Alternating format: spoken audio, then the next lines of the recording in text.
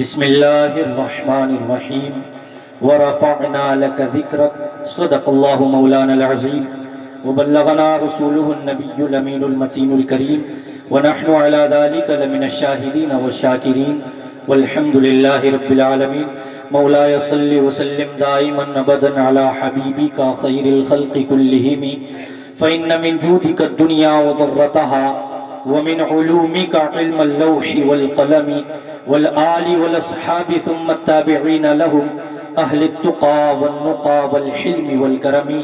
آئیے سب سے پہلے زینت بزم کائنات، مفخر موجودات، آقائے دو جہاں، غم گسار زماں، حامی بے کساں، سید سروراں، حضور احمد مجتبی حضرت محمد مصطفیٰ صلی اللہ تعالی علیہ وسلم کی بارگاہ بے کس پناہ میں درود و سلام کا نذرانِ عقیدت پیش کریں۔ پڑھیے بآواز بلند، اللہم صلی علی سیدنا و شفیعنا و حبیبنا و مولانا محمد معدن الجود والکرم منبع العلم والحلم والحکم وعلی آلہ و اصحابہ وبارک وسلم صلاۃ و سلاما دائما علیک یا رسول اللہ صلی اللہ تعالی علیہ وسلم۔ حضرات، اصول برکت کے لیے ڈاکٹر اقبال قلندر لاہور کے کچھ اشعار ملاحظہ فرمائیں۔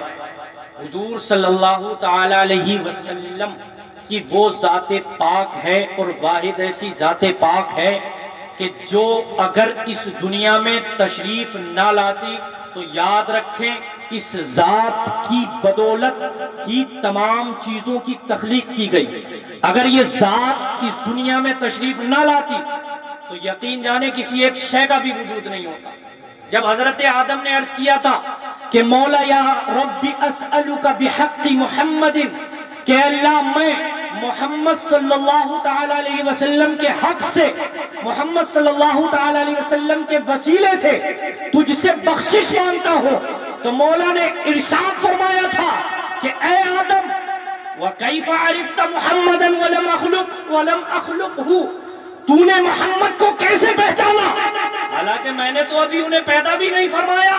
تو حضرت آدم عرض کرتے ہیں کہ مولا جب میں جنت میں رہتا تھا فَرَأَيْتُ عَلَىٰ قَوَائِمِ الْعَرْشِ مَكْتُوبًا لَا الَٰهَ إِلَّا اللَّهُ، کہ اگرچہ میں جنت میں تھا مگر میں نے اس وقت عرش کے ستونوں پر لا الہ الا اللہ اور محمد رسول اللہ لکھا پایا تھا۔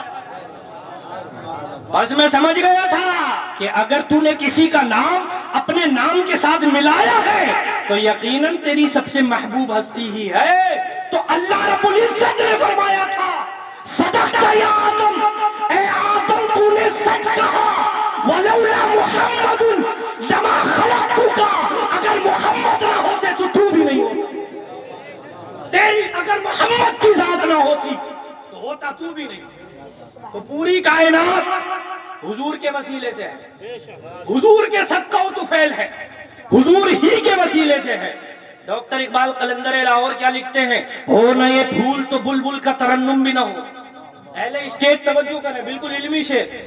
ہو نہ یہ پھول تو بلبل کا ترنم بھی نہ ہو، چمن دہر میں کلیوں کا تبسم بھی نہ ہو، چمن دہر میں کلیوں کا تبسم بھی نہ ہو، اور اگر ہو نہ یہ ساقی تو پھر میں بھی نہ ہو، خم بھی نہ ہو، بزم توحید بھی دنیا میں نہ ہو، تم بھی نہ ہو، بزم توحید بھی دنیا میں نہ ہو، تم بھی نہ ہو۔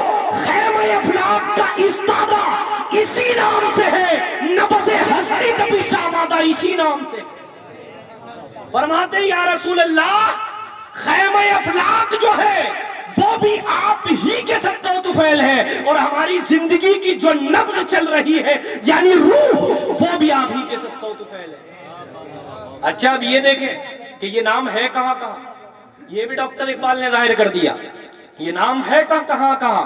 تو فرماتے ہیں دشت میں، دامن کوہسار میں، میدان میں ہے، دشت میں، دامن کوہسار میں، میدان میں ہے، بحر میں، موج کی آغوش میں، طوفان میں ہے، بحر میں، موج کی آغوش میں، طوفان میں ہے، چین کے شہر مراکش کے بیابان میں ہے، اور پوشیدہ ہر مسلمان کے ایمان میں ہے۔ عقیدہ ہر مسلمان کے ایمان میں ہے۔ اچھا اب یہ سوال کیا جائے کہ ڈاکٹر اقبال تعریف و توصیف بہت کر دی، یہ بتاؤ نام رہے گا کب تک، چرچا رہے گا کب تک؟ تو کہتے ہیں کہ سب تعریف و توصیف کر دی لیکن چشم اقوام یہ نظارہ ابد تک دیکھے، رفعت شان و رفعنا لک ذکرک دیکھے، یعنی یا رسول اللہ ابد تک، جب تک بھی لوگ رہیں گے، جب تک ہی نہیں بلکہ قیامت کے دن بھی آپ کی علو شان کو لوگ سماعت کریں گے۔ اگرچہ وہابیوں کا، ان سڑے ہوئے لوگوں کا عقیدہ کوئی بھی ہو، یہ لوگ اگرچہ کہتے ہو کہ قیامت کس وجہ سے قائم ہوگی، لیکن یاد رکھیں اہل سنت کا کیا عقیدہ ہے، قیامت جزا اور سزا کے لیے قائم نہیں ہوگی، بلکہ اہل سنت ان وہابیوں کی آنکھوں میں آنکھیں ڈال کر کہتے ہیں فقط اتنا سبب ہے انعقاد بزم محشر کا کہ ان کی شان محبوبی دکھائی جانے والی۔ سبحان اللہ، نعرہ تکبیر، نعرہ رسالت، نعرہ غوثیت، مسلک اعلیٰ حضرت، جشن دستار بندی، مدرسہ تعلیم القرآن۔ بہت اچھا سمجھے جناب والا، صرف حضور کی علو شان کے لیے، آپ کی شان بیان کرنے کے لیے قیامت ہوگی، جزا اور سزا تو یہ ضمنی چیزیں ہیں، علامہ حسن نے پہلے ہی علامہ حسن نے فرما دیا تھا۔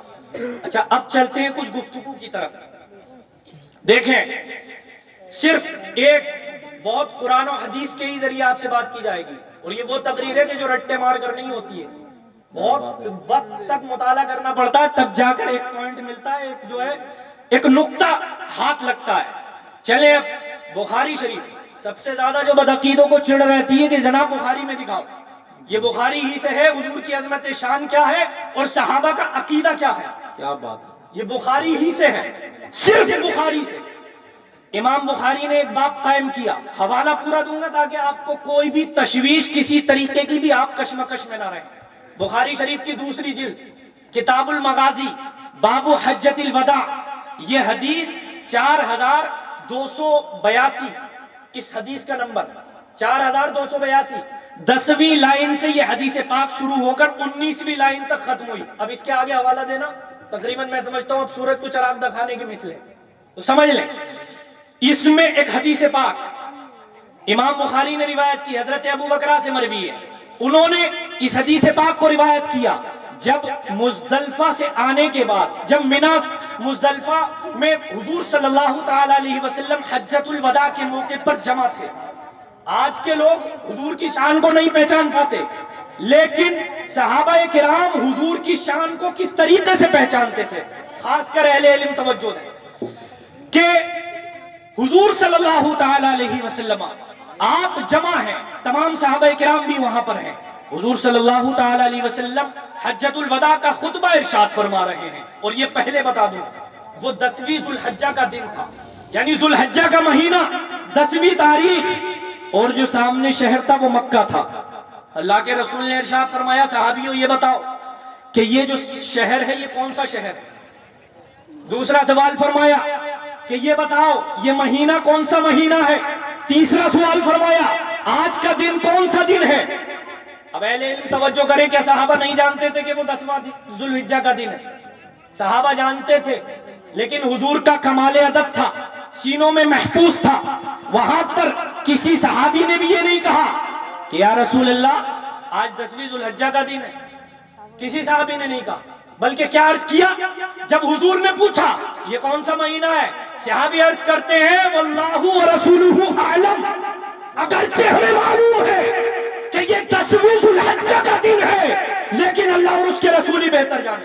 کیا بات۔ دوسرا سوال کیا کون سا دن ہے؟ فرمایا واللہ ورسولہ اعلم، اللہ اور اس کا رسول بہتر جانے۔ تیسرا سوال کیا یہ شہر کون سا ہے؟ صحابیوں نے عرض کی حضور اللہ اور اس کے رسول بہتر جانے۔ صحابی سب جانتے تھے، لیکن اللہ کے رسول کا کمال ادب تھا کہ ہمت و جسارت نہیں ہوئی، کوئی لفظ بیان کرنے کی ہمت اور جسارت نہیں ہوئی۔